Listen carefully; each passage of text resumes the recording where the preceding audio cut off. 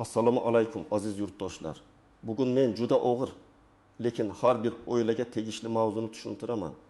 2026 yildan keyin ko'pchilik odam men pensiyaga chiqaman deb yurgan bo'lsa ham, amalda kutgan pensiyasini ola olmasligi mumkin. Bu gapni vahima uchun aytmayapman. Bu ma'lumot ishtaji rasmiylik, soliq va pensiya tizimiga bog'liq bo'lgan juda muhim masala. Agar siz hozir ishlayotgan bo'lsangiz, chet elda mehnat qilayotgan bo'lsangiz, bozorda, qurilishda, taksida, savdoda yoki uyda norasmiy daromad topayotgan bo'lsangiz, bu video aynan siz uchun. Hozir kanalga obuna bo'ling, videoga like bosing. Chunki men bugun oddiy tilda kim xavotir olishi kerak, kim xotirjam bo'lishi mumkin, qanday hujjatlarni hozirdan yig'ish kerakligini batafsil aytib beraman. Men avvalo bitta narsani aniq aytaman. 2026 yildan pensiya umuman bo'lmaydi degan gapni to'g'ridan to'g'ri tushunmaslik kerak. Davlat pensiya tizimi birdaniga yo'q bo'lib ketadi. Ertaga hech kim pensiya olmaydi degan ma'noda emas. Muammo boshqa joyda. Muammo shundaki, odamlar o'nlab yil ishladim deb o'ylaydi. Lekin hujjatda ularning ish staji ko'rinmaydi. Odam har oy pul topgan, oila boqqan, lekin rasman ish haqi olinmagan, soliq to'lanmagan, pensiya jamg'armasiga ma'lumot tushmagan. Natijada pensiya yoshiga kelganda sizning stajingiz yetarli emas. Daromadingiz tasdiqlanmagan, ishlaganingizni isbotlaydigan hujjat yo'q degan javobga duch keladi. Avvallari ko'p narsani mehnat daftarchasi hal qilardi. Korxonada ishlagan bo'lsangiz, mehnat daftarchasiga yozuv tushardi. Buyruq raqami bo'lardi, muhr bosilardi. Pensiyaga chiqishda shu daftar asosiy hujjatlardan biri sifatida ko'rilardi. Lekin vaqt o'tishi bilan tizim raqamlashdi. Endi elektron mehnat daftarchasi, soliq organlariga tushgan ma'lumotlar, rasmiy ish haqi, ijtimoiy soliq, shaxsiy jamg'arib boriladigan pensiya hisobvaraqlari kabi ma'lumotlar muhim bo'lib bormoqda. Bu nimani anglatadi? Bu shuni anglatadiki, men falon joyda ishlaganman deyishning o'zi yetmaydi. Tizimda ko'rinishi kerak. Ikkinchi katta o'zgarish shuki, norasmiy mehnat tobora xavfli bo'lib bormoqda. Bugun odamga qo'lga 4 million beraman, rasmiy qilmayman deyishlari mumkin. Odam ham mayli, hozir pul kerak deb rozi bo'ladi. Lekin 15 yil shunda ishlasa, hozir qo'lga olgan pulining evaziga kelajakdagi pensiya huquqini yo'qotishi mumkin. Men buni juda ko'p misollarda ko'ryapman. Odamlar mehnat qilgan, charchagan, sog'lig'ini bergan, lekin qog'ozda ular go'yoki ishlamagan. Uchinchi masala, pensiya tizimi ham bosim ostida. Aholi qarib bormoqda, pensiya oluvchilar soni ko'paymoqda. Rasmiy ishlovchilar soni esa yetarli bo'lmasa, jamg'armaga tushadigan mablag' kam bo'ladi. Davlat uchun ham hammani bir xil tartibda ta'minlash qiyinlashadi. Shuning uchun kelajakda pensiya tayinlashda hujjat, staj, rasmiy daromad va badallar yanada qattiq tekshirilishi tabiiy. Mana shu nuqtada odamlar pensiya bo'lmaydi degan xavotirga tushyapti. Aslida pensiya bo'lmaydi emas. Balki hujjatsiz ishlagan odam uchun kutilgan pensiya bo'lmasligi mumkin. Men hozir eng muhim guruhlarni birma-bir tushuntiraman. Birinchi xavfli guruh norasmiy ishlayotganlar. Masalan, bir erkak 35 yoshda qurilishda ishlaydi. Oyiga 6 million so'm topadi. Lekin hech qanday shartnoma yo'q, ish beruvchi uni rasmiylashtirmagan. Bugun u yaxshi pul topayotgandek ko'rinadi. Ammo 20 yil shunday ishlasa, pensiya yoshiga yaqinlashganda tizimda uning 20 yillik staji ko'rinmasligi mumkin. U men falon ustada ishladim, falon obyektni qurdim deydi. Lekin ish beruvchi yo'q, obyekt yopilgan, hujjat yo'q. Natija nima bo'ladi? Pensiya hisoblashda faqat tasdiqlangan davrlar olinadi. Ikkinchi xavfli guruh bozorda savdo qiladigan, lekin o'zini rasmiy tadbirkor sifatida yuritmaydiganlar. Masalan, ayol kishi unbel kiyim-kechak sotgan. Har kuni tongdan kechgacha ishlagan, ijara to'lagan, bolalarni o'qitgan, lekin patent, yakka tartibdagi tadbirkorlik, soliq to'lovi, deklaratsiya, tushum bo'yicha rasmiy iz bo'lmasa, pensiya uchun u yillar bo'sh qolishi mumkin. Odam uchun bu juda og'ir. Men ishladim-ku deydi. Ha, ishlagan. Lekin pensiya tizimi ishlaganingizni hujjat bilan ko'rsating deydi. Uchinchi guruh chet elda ishlayotgan migrantlar. Rossiya, Qozog'iston, Turkiya, Koreya yoki boshqa davlatda ishlagan fuqarolar orasida ham shunday muammo bor. Agar odam chet elda rasmiy ishlasa, shartnomasi bo'lsa, ijtimoiy to'lovlari bo'lsa, ayrim holatlarda bu ma'lumotlardan foydalanish mumkin. Lekin ko'pchilik og'zaki kelishuv bilan ishlaydi. Qurilishda, kafeda, omborda, dalada oylik naqd beriladi. Vatanga pul yuboriladi, uy quriladi, mashina olinadi, lekin pensiya uchun staj yig'ilmaydi. Men bunday odamga doim aytaman. Chet eldan qaytgach emas, hozirning o'zida rasmiylikni o'ylang. Chunki eng yil o'tib ish beruvchini topish qiyin bo'ladi. 4-guruh uy bekalari bu juda nozik mavzu. Ayol kishi uyda bolalarni tarbiyalaydi, ota-onaga qaraydi. Uy ro'zg'orini yuritadi. Bu ham mehnat, juda og'ir mehnat. Lekin pensiya tizimi nuqtai nazaridan har bir davr alohida tartibda hisoblanadi. Bolani parvarish qilish davrlari qonunda belgilangan ayrim holatlar stajga qo'shilishi mumkin. Lekin hammasi emas va cheksiz emas. Agar ayol kishi umuman rasmiy ishlamagan bo'lsa, pensiya yoshiga yetganda kutilgan miqdorda pensiya chiqmasligi mumkin. Shuning uchun oilada faqat erkakning stajini emas, ayolning kelajagini ham o'ylash kerak. 5-guruh minimum oylik bilan rasmiylashtirilganlar. Bu ham katta muammo. Masalan, odam aslida oyiga 5 million oladi. Lekin hujjatda 1 million yoki eng kam miqdorga yaqin oylik ko'rsatiladi. Ish beruvchi soliqni kamaytiradi, xodim esa bugun qo'lga ko'proq olgandek bo'ladi. Lekin kelajakda pensiya hisoblashda rasmiy daromad muhim bo'lishi mumkin. Hujjatda kam oylik bo'lsa, pensiya ham past chiqadi. Bu yerda odam 2 marta yutqazadi. Bugun ijtimoiy himoyasiz ishlaydi, ertaga esa past pensiya oladi. Kimlar nisbatan xotirjam bo'lishi mumkin? Rasmiy ish joyida ishlayotgan. Mehnat shartnomasi bor. Oyligi bank orqali tushadi. Soliq va ijtimoiy to'lovlar ko'rinadi. Elektron mehnat tizimida ish davrlari aks etgan odamlar nisbatan xavfsizroq. Masalan, o'qituvchi, shifokor, davlat xizmatchisi, bank xodimi, zavod ishchisi yoki rasmiy korxonada ishlayotgan mutaxassisning hujjatlari tartibli bo'lsa, xavotir kamroq. Lekin men ularga ham umuman tekshirmasa ham bo'ladi demayman. Chunki ba'zan tizimda xatolar bo'ladi. Ishga kirgan sana noto'g'ri, ishdan bo'shagan sana tutishmagan, familiya o'zgargan, pasport ma'lumoti yangilanmagan, korxona ma'lumot yubormagan bo'lishi mumkin. Keling, aniq misol qilamiz. Birinchi misol, Akmal aka 6 yoshga yaqinlashdi. U 1990 yildan 2005 yilgacha zavodda ishlagan. Mehnat daftarchasida yozuv bor. 2005 yildan 2025 yilgacha esa ustachilik qilgan. Lekin rasmiy emas. U men 35 yil ishladim deb o'ylaydi. Lekin pensiya organi tasdiqlangan stajingiz 15 yil desa, Akmal aka hayron qoladi. Uning oxirgi 20 yil hujjatda yo'q. Mana muammo. Ikkinchi misol, Dilbar opa 25 yil maktabda ishlagan, hamma hujjatlari bor. Keyin 5 yil uyda nevaralariga qaragan. U pensiyaga chiqayotganda asosiy staji borligi uchun muammo kamroq bo'ladi. Lekin agar maktabdagi ish davrida familiyasi nikohdan keyin o'zgargan bo'lsa, hujjatlarda eski va yangi familiya mos kelishi kerak. Nikoh guvohnomasi, pasport ma'lumotlari, mehnat daftarchasi bir-birini tasdiqlashi kerak.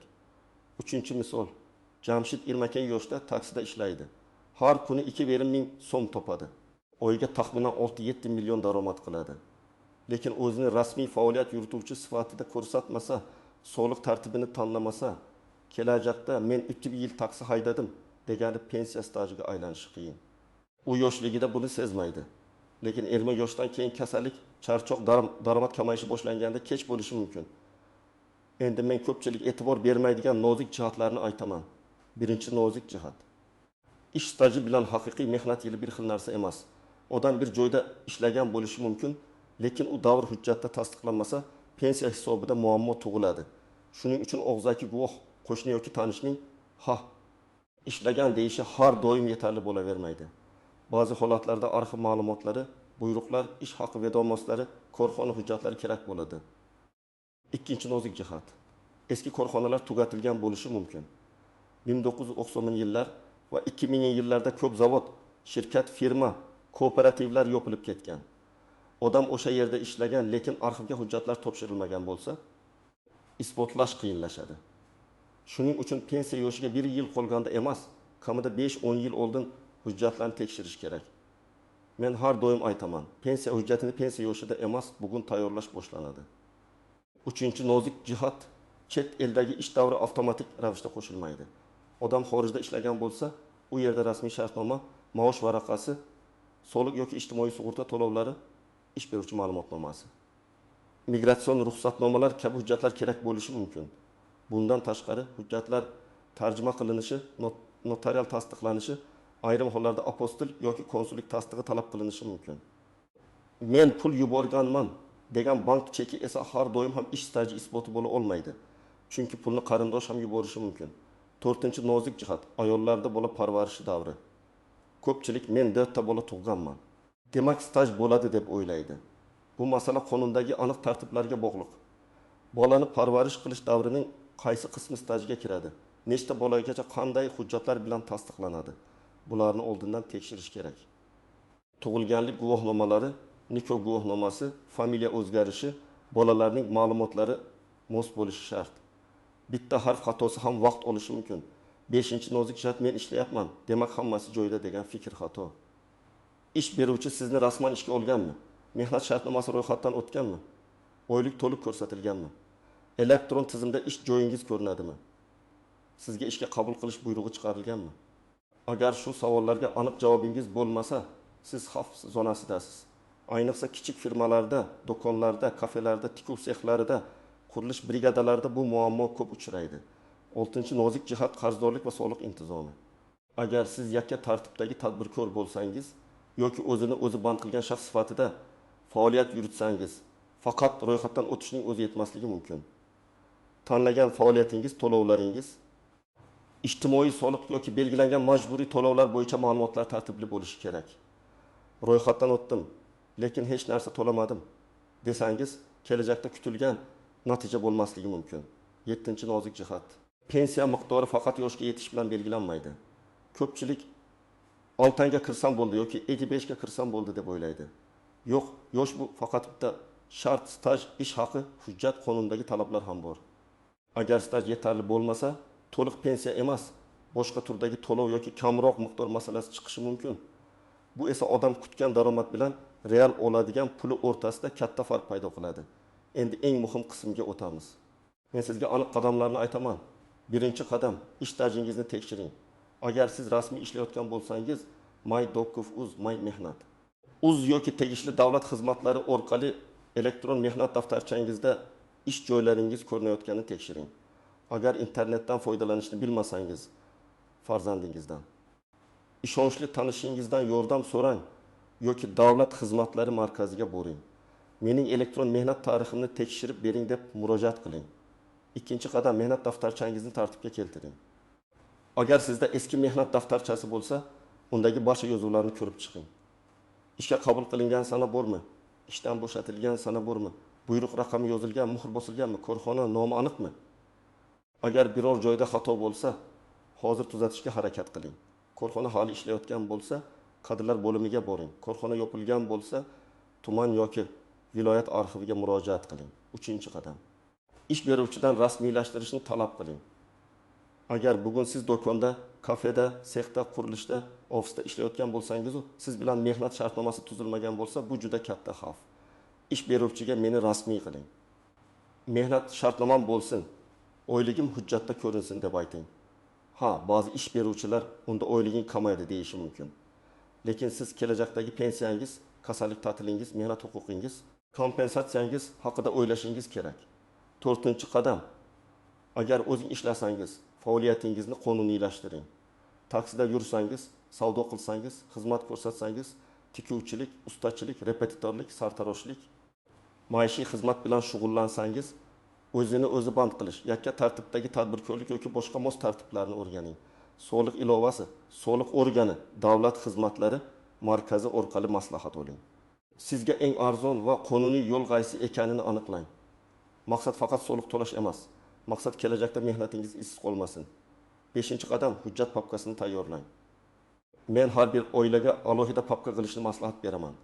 Unda pasport yoki ID karta nusxasi, nikoh guvohnomasi, tug'ilganlik guvohnomalari, diplom, harbiy guvohnoma, mehnat daftarchasi nusxasi, ishga qabul qilish va bo'shatish buyruqlari, arxiv ma'lumotnomalari, ish haqi ma'lumotnomalari, chet elda ishlagan bo'lsangiz shartnomalar, tarjimalar, soliq to'lovlari bo'yicha kvitansiyalar saqlansin. Hujjat yo'qolsa, tiklash ko'p vaqt va asob oladi. 6-qadam. Pensiya jamg'armasi bo'limiga oldindan boring. Pensiya yoshiga yetganda navbatga turishni kutmang. Agar siz girbekda yaqin yoshdan oshgan bo'lsangiz, tuman pensiya jamg'armasi bo'limiga borib, mening stajim bo'yicha oldindan maslahat bering. Qaysi hujjatlar yetishmaydi deb so'rang. Ular sizga aniq ro'yxat berishi mumkin. Shu ro'yxat asosida arxivga, sobiq ish joyingizga, FHDYO bo'limiga, notariusga murojaat qilasiz. 7-qadam. Familiya va ism xatolarini tuzating. Bu juda oddiy ko'rinadi, lekin pensiya tayinlashda eng ko'p vaqt oladigan muammolardan biri. Masalan, bir hujjatda Gulnora, boshqasida Gulnara. yana birida Gulnoza deb yozilgan bo'lishi mumkin. Familiyada bitta harf farqi ham savol tug'diradi. Ayollarda nikohdan oldingi familiya, keyingi familiya, ajrashgandan keyingi familiya hujjatlar bilan bog'langan bo'lishi kerak. Hozir tekshiring, keyin shoshilmaysiz. 8-qadam farzandlaringiz bilan gaplashing. Ko'p ota-onalar bolam boqadi deb o'ylaydi. Albatta farzand ota-onaga qarashi kerak. Lekin hayot qimmatlashadi. Farzandning ham oilasi, krediti, farzandlari bo'ladi. Pensiya bu faqat pul emas, bu keksalikdagi mustaqillik. Shuning uchun bugun o'zingizning huquqingizni himoya qiling. Farzandlaringizga ham norasmiy ishlamaslikni tushuntiring. 25 yoshdagi yigit qiz pensiyani uzoq deb o'ylaydi, lekin 20 yil juda tez o'tadi. 9-qadam qo'shimcha jamg'arma qiling. Men faqat davlat pensiyasiga suyanib qolishni tavsiya qilmayman. Imkoningiz bo'lsa bank omonati, uzoq muddatli jamg'arma, mulk, kichik biznes, kasb, hunar, sog'liqni saqlashga sarmoya qiling. Pensiya miqdori ertaga ehtiyojingizni to'liq qoplamasligi mumkin. Dorilar, kommunal to'lovlar, oziq-ovqat, kiyim-kechak, transport xarajatlari o'sib boradi. Shuning uchun rasmiy pensiya huquqi bilan birga shaxsiy moliyaviy tayyorgarlik ham kerak. 10-qadam mish-mish bilan emas, rasmiy ma'lumot bilan ish qiling. Telegramda, mahallada, bozorda endi pensiya bekor bo'lar ekan, hammani staji kuyar ekan, faqat boylar pensiya olar ekan degan gaplar tarqalishi mumkin. Men sizdan iltimos qilaman. Har bir xabarni rasmiy manbadan tekshiring. Pensiya jamg'armasi, mehnat organlari, soliq qo'mitasi, MyDigGov.uz, qonunchilik bazasi kabi manbalarga qarang.